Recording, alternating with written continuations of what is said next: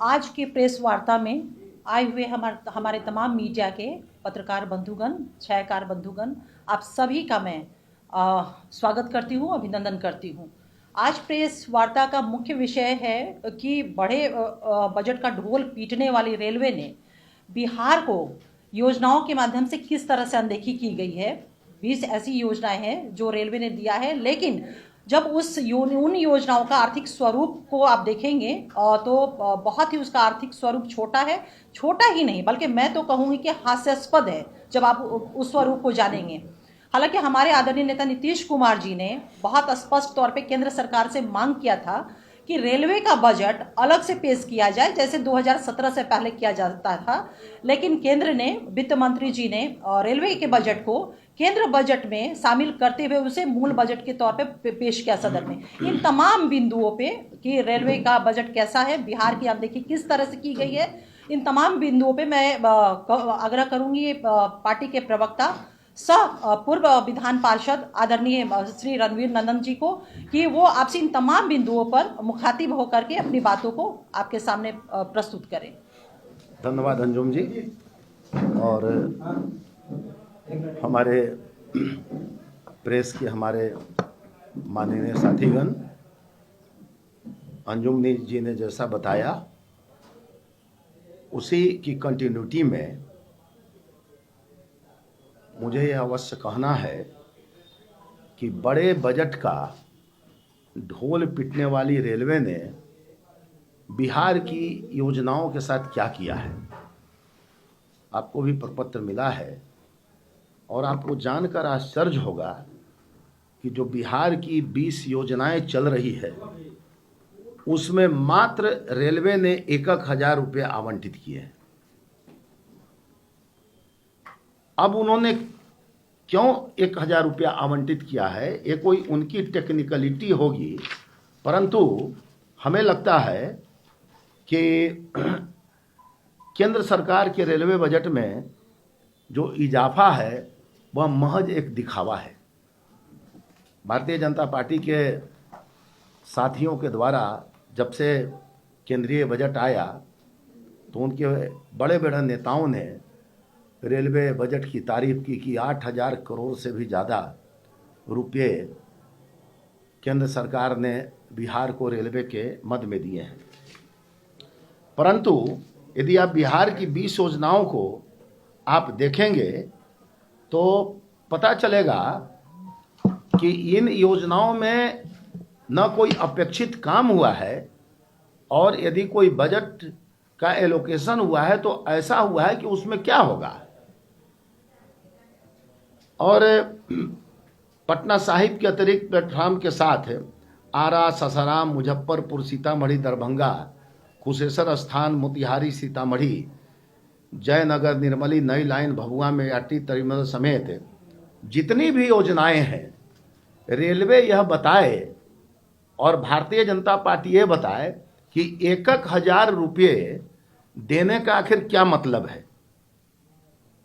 ये तो आम जनता से जुड़ा हुआ मामला है।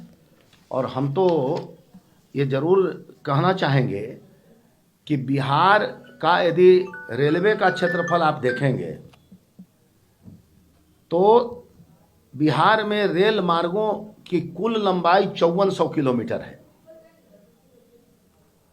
और पटना जंक्शन सबसे ज़्यादा राजस्व देता है, सालाना राजस्व देता है। इसकी मानगी आप देखिए कि पटना जंक्शन की सालाना कमाई जो रेलवे को जाती है वह 4.36 अरब जाती है। उसी तरह से दानापुर स्टेशन की सालाना कमाई 2.01 अरब जाती है। मुजफ्फरपुर जंक्शन की कमाई 1.77 अरब दर्ज की गई है। आप यदि पूरे बिहार का, मैं तो रेलवे से मांग करता हूं कि रेलवे पहले यह दिखाए कि पूरे बिहार से रेलवे को राजस्व के रूप में कितनी राशियां मिलती है और रेलवे उसका कितना प्रतिशत बिहार में खर्च करती है, और क्या वह तर्कसंगत है कि नहीं है, यह तो रेलवे को बताना पड़ेगा। अब आप और मानगी देखिए कि बिहटा औरंगा रेल लाइन के लिए इन्होंने 20 करोड़ रुपया जारी किया है और सरकार को बताना चाहिए 1.5 दशक से यह योजना अधूरी है। वर्ष 2007 में लालू प्रसाद जी ने बिहटा औरंगाबाद नई रेल लाइन की आधारशिला रखी थी, अभी तक यह अधूरी है। 20 करोड़ रुपए में पूरी हो जाएगी। रेलवे को बताना चाहिए कि कब तक ये पूरी होगी।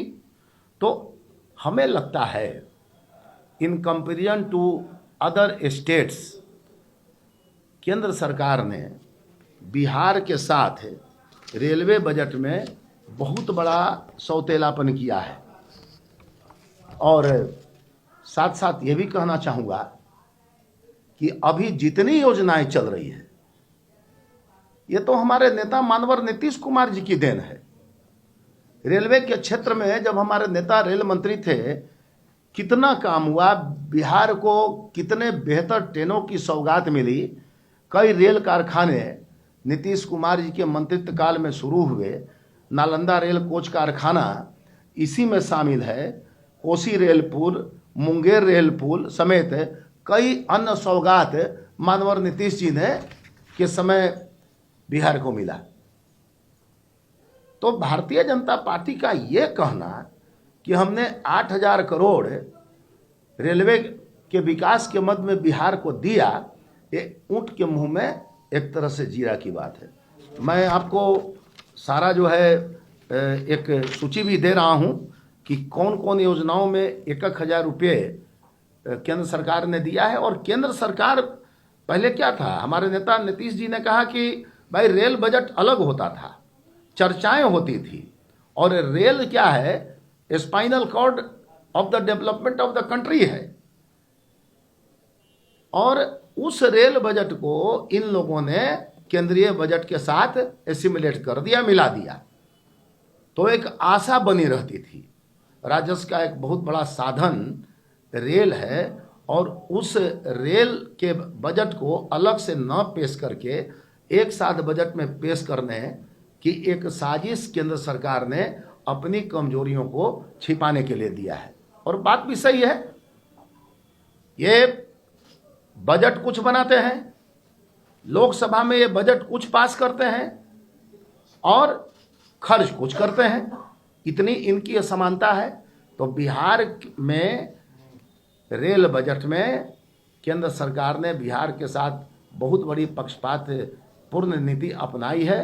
कोई सुविधा नहीं है, पैसेंजर की कोई सुविधा नहीं है, पैसेंजर वेलफेयर कमेटी का नामो निशान नहीं है। और सबसे बड़ा वर्ग जो हमारा कूली वर्ग है, गरीब वर्ग है, बिना उसके आप कोई कल्पना नहीं कर सकते, उन कूलियों के वेलफेयर के लिए इस बजट में कोई मतलब चर्चा नहीं है। यह बहुत बड़ी बात है।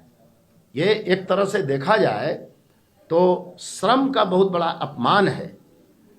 तो इसलिए हम इस रेल बजट की घोर भर्त्सना करते हैं। हम लोगों ने स्टडी किया और उस स्टडी के बाद यही पाया कि केंद्र सरकार ने बिहार के साथ बहुत बड़ा अन्याय किया है और बिहार को कुछ नहीं इन्होंने दिया है। और सबसे पहले ये बताएं कि जो 20 योजनाएं हैं उन योजनाओं में 1,000 रुपये की राशि देना आखिर क्या दर्शाता है।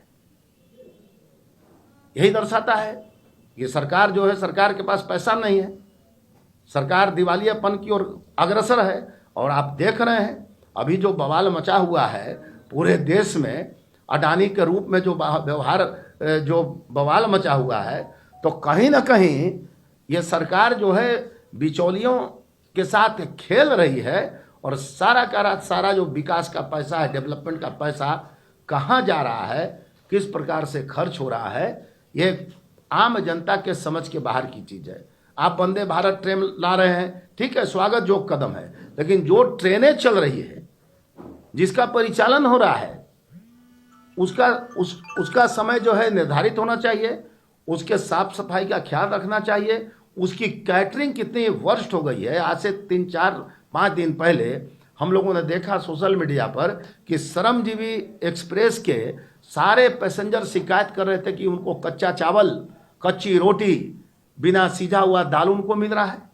आखिर कौन इसको देखेगा? तो केवल ऊपर झापर जो है पॉलिश करके आप जो है चला रहे हैं। तो इसकी हम घोर भर्त्सना करते हैं। और केंद्र सरकार ने बिहार के साथ बहुत बड़ी साजिश की है। बिहार को उसका रेलवे के विकास के संदर्भ में उसका हक नहीं दिया है। यह आम चुनाव में, आगे का जो चुनाव होगा उसमें बिहार की जनता इन्हें बता देगी, इनके साजिश का पर्दाफाश कर देगी। यही आज का विषय है। सुशील मोदी कह रहे हैं कि बिहार को बहुत कुछ मिला है, इस बजट में रेलवे हो या अन्य बजट में काफी फायदा हुआ है। तो सुशील मोदी से ही मैं पूछना चाहता हूं कि 20 परियोजना में 1,000 जो रुपये मिले, तो आखिर उसकी मंशा क्या है? आखिर आपके पास जब कुछ देने की बात रहती तो हर प्रोजेक्ट में करोड़ रुपया भी कम से कम देते। आपने तो 1,000 रुपया दिया है। तो इस पर सुशील मोदी क्यों नहीं बोलते हैं? उनको स्पष्ट करना चाहिए। 20 ये परियोजनाएं चल रही है और 20 परियोजना पर कम से कम आप करोड़ और अरब की राशि देते हैं। दूसरी बात कि जो राजस्व बिहार में, जो राजस्व कलेक्ट रेलवे करती है, उस राजस्व का कितना प्रतिशत वो खर्च करती है, रेलवे आज तक स्पष्ट नहीं कर पाई है। तो कैसे सुशील मोदी के बात को बिहार की जनता मानेगी?